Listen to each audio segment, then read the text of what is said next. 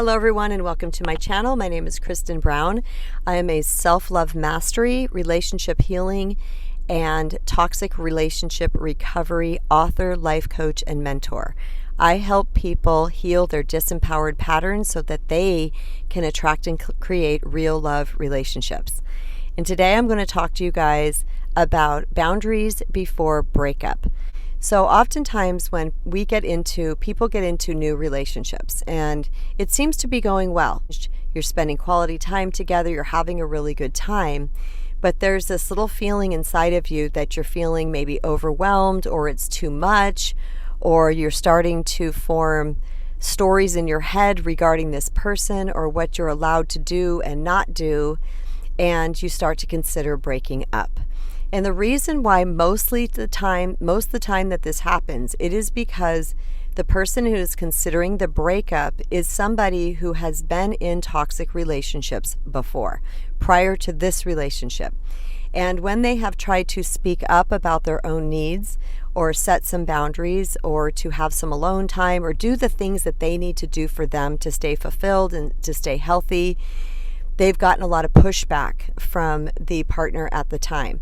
And they either got in trouble, or they got yelled at, or they got called names, or they were told they were selfish, or somehow, some way that person turned it around, and it made a very unsafe environment for the first person to be able to speak up about what they need and to set appropriate boundaries and to get their own needs met, because there's many needs that we need to meet ourselves. And in the relationships that have crossed my path in this past week or so, I have noticed that these were relationships that were going strong, that everybody's having a great time, and I've only heard amazing things about it. Then out of the blue, one of the partners wanted to break up. And when I inquired further, because that's what I do, I'm a question asker, I try to figure out really what's going on behind the scenes, because maybe the person really has just dipped out and just this isn't right for them and they don't want to be there, and that's okay too. But many times what I've noticed is that the person just hasn't set a boundary. They haven't spoken up to this new partner because they are afraid to, or they feel like they can't. And this is just an old pattern that is running in someone's brain because of the experiences that they've had in the past. So in this video, what I want to do is really encourage you first, before you break up with anybody that you're having a really great time with, that you even find yourself saying, I really like you, I really love you, I really like spending time with you, but this isn't going to work. You need more than I can give you, or some type of thing in that capacity. Start to ask yourself, am I giving myself what it is that I need? Am I speaking up about my needs? Am I setting and maintaining a healthy and appropriate boundaries with this person? Because we can pass up really great partners out of fear.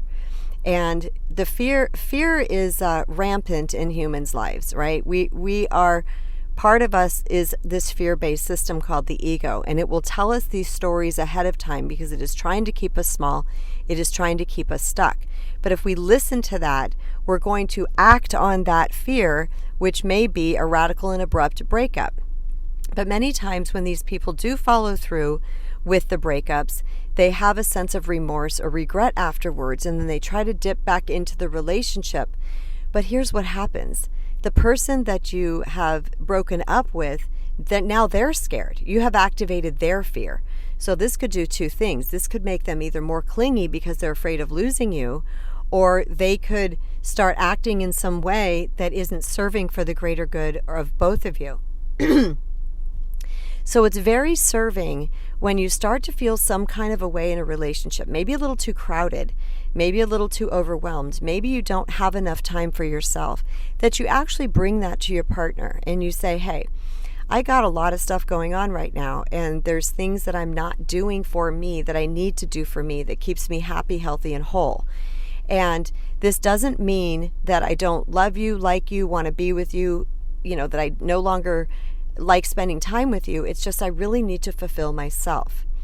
A healthy partner is going to meet you at that and say, oh my gosh, I totally understand. No, please go do what you need to do. And it is up to us to help them not feel so much fear around it. Okay, we can say the things that I just said, that it's okay. I don't want to break up with you over this because you are such an amazing person, but I would like to try this first because I need some space.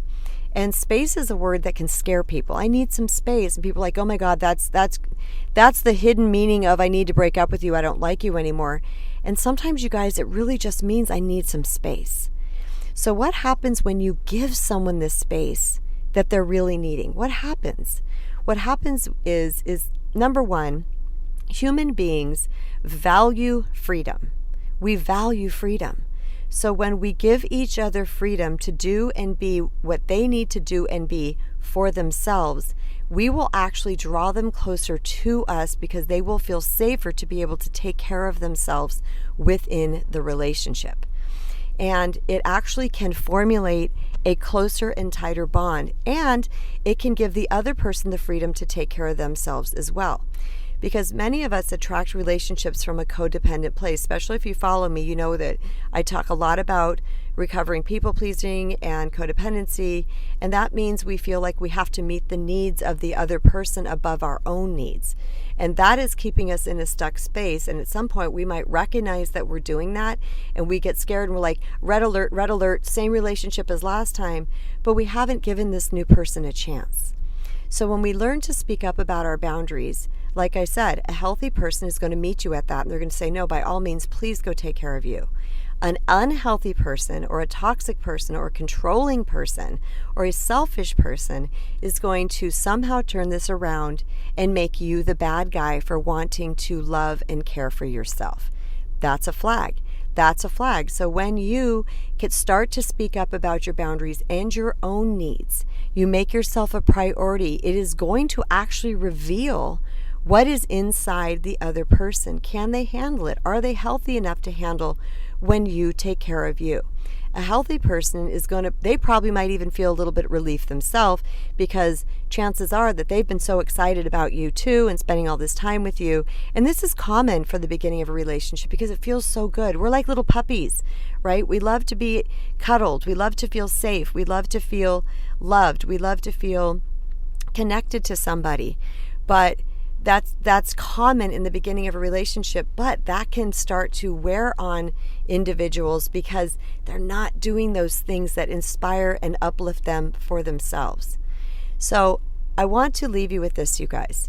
If you are considering a breakup with somebody that you really like and you're really enjoying, instead of jumping to the conclusion that it has to be a breakup, I invite you to step into your empowered self and start really honoring your sacred self. This is actually self-love.